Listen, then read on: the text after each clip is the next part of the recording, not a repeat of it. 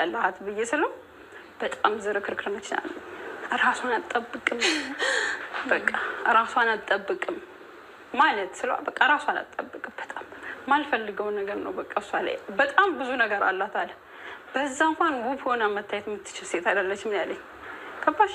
በቃ ራስሽን መጠበቅ ነው እንጂ እኔ ስለሌላ። ሰላም ሰላም፣ እግዚአብሔር ይዛላችሁ ውድና የተከበራችሁ የእናንተ ቲቪ ተከታታዮች እንዴት ናችሁልኝ? ባላችሁበት እግዚአብሔር ሰላም ወፍቅሮ በዝዝት ይበልልኝ። እንግዲህ በመጀመሪያው እንዳስቀመጥክላችሁ ቪዲዮ እኔ በጣም የተናደድኩበት በእውነት እኔ ደሜ ነው ያፈላችኝ። አጠገቧ ብሆን በሴትዮዋ ቦታ ብቀመጥ ምን እንደማረጋት እኔ መድኃኔዓለምን እኔ ነው የምናውቀው። መድኃኔዓለምን ምን እንጃ ቅጥልን ያደረገችኝ። ዋነኛው ነገር ሰውዬው ምን አይነት እብደት እንደሆነ ምን አይነት ጤነኛ እንዳልሆነ በዚህ ያስረዳል። ምክንያቱም ከአንድም 3 ልጆችን አስረግዞ አስወልዶ ልጆች አይደሉም ብሎ ሌላ ሴት ሲያገኝ በመሄዱም ደግሞ ሲያንሰው ማፈሪያ የሆነ በውክልና ውሽማውን ልኮ ሚዲያ ላይ እንድትናገርለት በማድረጉ ማለት ነው። ሁለተኛ ነገር ደግሞ እቺ እህታችን ምን እህታችን ነች? እግዚአብሔር አምላክ ይቀርበል። በእውነት እቺ ሴት እየተናገረችው ግሳጼ ነው፣ ምክር ነው፣ ድብደባ ነው። ምን ኢሞሽናል ዳሜጅ እያደረገቻት እንዳልክ እንዴት እንደፈቀደላት ነው እኔ ግራ ግብት ያለኝ ማለት ነው። ያው ሚዲያ ስለሆነ ጋዜጠኛ ስለሆነ ለማንም ቦታ መወገን ስለማይችል ይሆናል። ግን አንዳንድ ሰው እንደው ኦቨር አክት ስናደርግ እኮ የሆነ ነገር እኮ ሊሚት አለው እኮ ሚዲያ ላይ ስለተሰጠን ስለወጣን ማክስ ስለተሰጠን ብቻ አይደለም። እና እሷ የ8 ዓመትና የ12 ዓመት ልጅ አለቻት። እሷ ደግሞ ትናንሽ ህፃኖት ነች ያለባት ማለት ነው። እና እንግዲህ ያደገ ልጅ ያለበትና ያላደገ ልጅ ያለበት እኩል ጤንነቱን ጥንቃቄ አያደርግም። ልጄ በምን ሰዓት ይወድቅብኛል፣ በምን ሰዓት ይነሳብኛል፣ ምን ይበላልኛል፣ ምን ይጠጣልኛል ብላ ነው። የእሷ ደግሞ የችኛዋ ደግሞ የልጅ እናት ነች። ገና 6 ወር ራሱ አልሞላው ህፃን ልጅ አለቻት፣ እያጠባች ነው። እሷ ግን የ12 እና የ8 ዓመት ልጅ እያለ እሷን ከራሷ ጋር ታነጻጽራታለች ማለት ነው። ማንን ሰው ሲጀመር ማንን ሰው የተሻለ ከሆነ ከማንን ሰው ጋር መወዳደር። አሁን ይሄ ራሱ ሴትዮዋ ራሷም የተሻለች ስላልሆነች ሰውን ከሰው ጋር ራሷን ከሰው ጋር ታወዳደራለች ማለት ነው። እና አንቺ ተውበሽ ስለመጣሽ ተሽላሽ ስለተገኘች ልጆች ስላደጉ እሷ ህፃን ልጅ ስላለባት ልጅ ስለምታጠባ በባሏ ስለተከዳች እንደዚህ ልትቆሽሽ ልትኮስስ ትችላለች፣ ልትጎዳ ትችላለች። ግን አልተጎዳችም። እግዚአብሔር አምላክ የተመሰገነ ይሁን። ምንድን ነው ከሁሉም ነገር ደግሞ እግዚአብሔር አምላክ ፍሬ ሰጥቷታል። ከአንድም 3 ልጅ ግን ከማይሆን ወንድ ጋር ነው አባት ሆኖ ከማይ ወንድ ጋር ያልሆነ አባት ሆኖ መፈጠራቸው ነው የሚያሳዝነው። ከእንደዚህ አይነት ወንድ እንደው ቆሞ መቅረት ይሻላል። እሱን ሃይማኖት ከማይፈቅድለት ሌላ ቦታ ሰስኖ ሌላው የእቺ ባል እንትን በሽማግሌ ያገባትን ትቶ የ3 ልጅ እናቷን ትቶ ንጽህና አልጠበቀችልኝም፣ ራሷን አልጠበቅልኝም፣ ምን የጎልባት ነገር የለም። ታዲያ አንቺ ምንም ነገር ቢሆን ወንድ ልጅ ምን ሊልን ነበር? ታዲያ አንቺ ጋር ሲመጣ ታዲያ አይ በቃ ጤናዋን ስለምትጠብቅ ነው ጥሩ ቦታ ላይ ነው ያለችው ምን ልልሽ ነበረ? ታዲያ በዚህ በኩል ካላሰመጠሽ ማለት ነው። ከሁሉም ነገር ግን ሰው ልጅ በእውነት ሴቶች ነው የምላችሁ፣ በእውነት እኔም ሴት ነኝ። ከሁሉም ነገር አንድ ወንድ አግብቶ ፈቶ ልጆችን ጥሎ ወደ እናንተ ጋር ከመጣ ያ ወንድ አይደለም። ባልም አድርጋችሁ ፍቅረኛ ጉርብትናው ራሱ አይፈለግም። ምክንያቱም ለልጆቹ ለባለቤቱ ካልሆነ ለቤተሰቦች አይሆንም፣ ለአንቺም አይሆንም፣ ሁለተኛ ለመጣው ሚስትም አይሆንም። ምክንያቱም መጀመሪያ ያልሆነ ከምጣዱ ያስታውቃል ነው የሚባለው። እንደዛ ነው የሚሆነው። እና አንድ ሴት እንዴት እንደዚህ ታደርጋለች? በእውነት ነግበን የሚባል ነገር እኮ አለ በባህላችንማ። አሁን እንቺ እንትን ስላለሽ መልከኛ ነሽ ራስሽን ትጠብቂያለሽ ስላለሽ ነው። አሁን አንቺ በፍቅር አስጥሞሽ ነው አሁን ይሄ ሁሉ እሷን እንደዚህ የምታንቋሸሻት ኢሞሽናል ዳሜጅ አላቅም። who are you? I'm so confused really I swear። እና አላቅም በእውነት በጣም ነው ኮመንት ሴክሽንና እንደውም በቃ እነሱ የተናገሩትንም እኔ መናገር አልችልም። ግን ሁሉን ሰው የዘራውን ነው የሚያጭደው። ምንም ነገር አንቺ በቆሎ አይተሽ ጤፍ አታጭድ። ምንም ቢሆን ማለት የዘራሽውን ነው የምታጭድ። ደግሞ በልጆችሽ ታገኘዋለሽ። መቼስ ሰው ልጅ እኮ መልካም ቢሰራ እኮ አልፎ ደግሞ ምንም ቢሆን እኮ መጨረሻ ማሬ የተቃና ይሆን በልጆቹ ይካስ ይባል የለ ይመረቅ የለም። መጥፎ ሰራ ደግሞ በልጆቹ ይካሳል።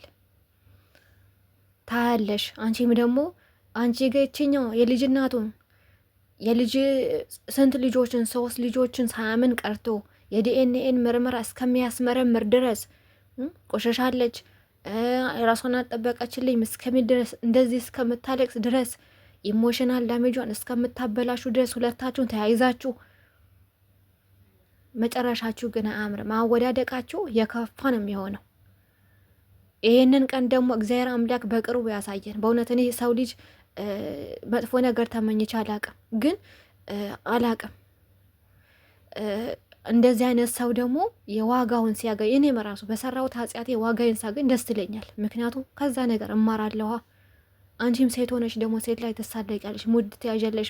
ማኪ ስለተሰጠች ተሽከርካሪ ወንበር ላይ ስለተቀመጥሽ እሷ ብትቆሽሽ እኮ የልጅና ስለሆነች ነው። ህፃን ልጅ አለባት። በምን ሰዓት ይሰበርብኛል፣ በምን ሰዓት ሮጦ በመኪና ውስጥ ይገባብኛል ጭንቀቷን አየሽ። አንቺ 12 የ18 ዓመትና የ8 ዓመት ልጅ ስላለሽ አንቺ የራስሽን ያየሽው ልክ እንደ ፕራይም ሚኒስትር እንደ ፕሬዚዳንት ሱፕሪም ሎው ነው የምታየው። ግን አንቺ በአይምሮ በመልክ ብታምሪ በአይምሮሽ የዘቀች መሆንን በዚህ በንግግርሽ ታስታውቃል። ደግሞ መምከሯ ራስሽ ያልተመከርሽ ደግሞ ለባሏ የፈለገች ነገር የወለደችበት እናት ከአንድም 3 የወለደችለት እኮ ነው። በፈለገ ሰዓት ቢጠራ ነይ ቢላት ምን አገባሽ አንቺ አይደለሽ እንዲህ በመሀላቸው ገብተሽ ትዳራቸውን ያበጣበጥሽ? አንቺ ባትመጪ እኮ የሁሉ ነገር እኮ አይፈጠርም ይሄኔ። እና አንቺን ጻዲቅ እሷን መኮነን፣ አንቺ ንጹህ እሷ ቆሻሻ ምንም ነገር ውዳቄ ጋርቤጅ ቢን የምታደርጊ አንቺ በሚሞሪ አፕዴት ያደረግሽ፣ እሷ ደግሞ በሚሞሪያዋ አፕዴት አላደረገች። ምንም ነገር የሌላት የማታውቅ ያልተማረች፣ ንግግሯ ያላማረ፣ ልብሷ ያላማረ አድርገሽ ልታስቢያ ትችላለሽ። ግን አይደለችም። በልጆቿ ተከብራለች። አየሽ፣ እሷ ትዳሯን ገፍታ ሌላ ቦታ አልሄደችም። አንቺ ነሽ ልጆችሽን ጥለሽ ያገባ ሚስት ጋር ያገባ ባል ጋር ተንጠልጥለሽ ወደ ባል ምን ያላገቡ በሙስሊም ወንዶች ጠፍተው ነው በሙስሊም። እሱስ ደግሞ ልኩን አሳዩ ቤተሰቦቹ። ታዲያ በሃይማኖቱ ለቆ የወጣ ለትዳሩ ያልሆነ ምንም ከምንም ጋር አይገናኝም። እራት ምሳም አንድ ላይ ይበላ። ምክንያቱም በመረጠው ምርጫ ሄዶ ነው አይደል? እዛው በገባበት እዛ ይውጣበት ተብሎ ነው የተከዳው። እሱ ከዳቸው እንጂ ቤተሰቦቹ አልከዱትም።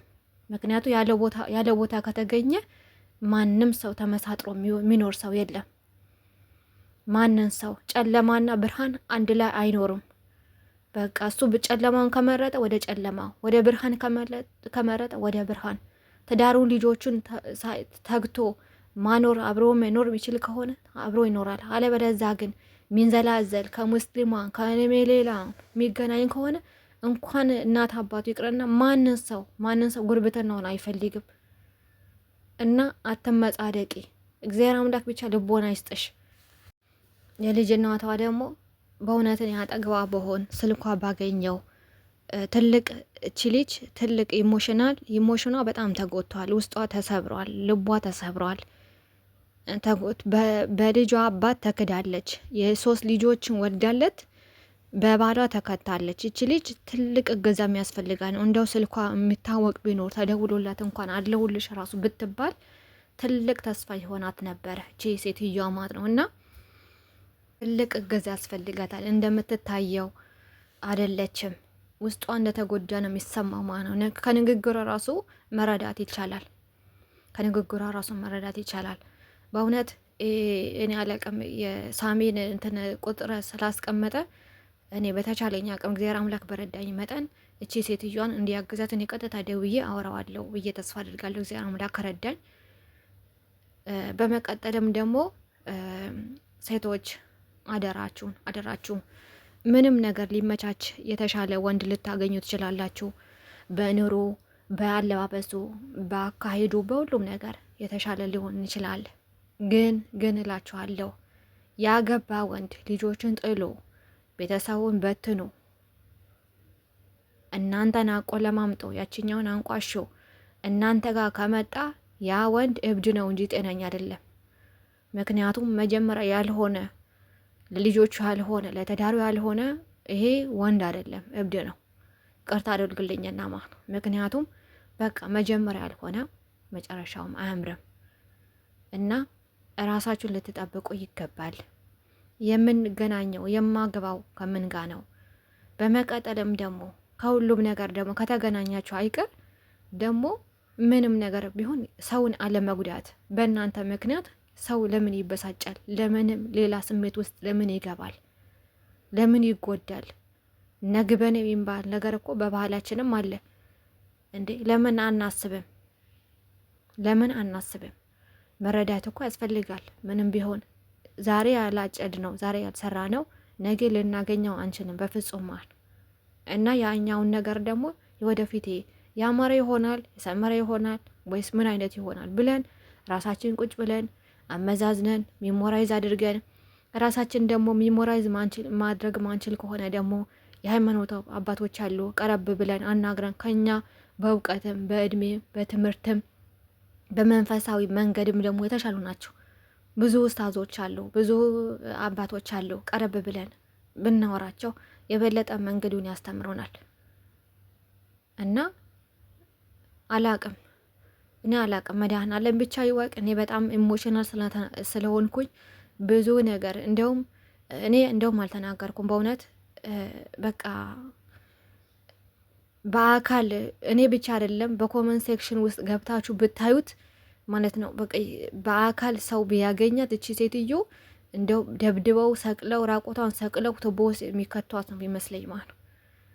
ለነገሩ ደግነቱ ግን ያው በሶሻል ሚዲያ በዩቲዩብ ስለሆነ በአካል ስለማትገኝ ነው እንትን የተባለው ማለት ነው። እና እግዚአብሔር አምላክ ብቻ ማስተዋልን ያድለን በእውነት ሌላ ምንም ነገር አይደለም። ላይክ፣ ሼር፣ ሰብስክራይብ ማድረጋችሁን አትርሱ። እኔ በተቻለኝ አቅም እቺን ሴትዮ ቢያንስ በሀሳብ ሰፖርት እንድትደረግ የራሴን የተቻለኝን ማድረግ እንዳለብኝ ነው የተረዳሁት። ግን ሁላችንም ከዚህ ሴትዮ መማር አለብን ብዬ ነው እኔም ማምነው። አመሰግናለሁ። ባላችሁበት የእግዚአብሔር ሰላም ፍቅሩ በዝዝት ይበልልኝ። ሰላም ቆዩልኝ። አመሰግናለሁ።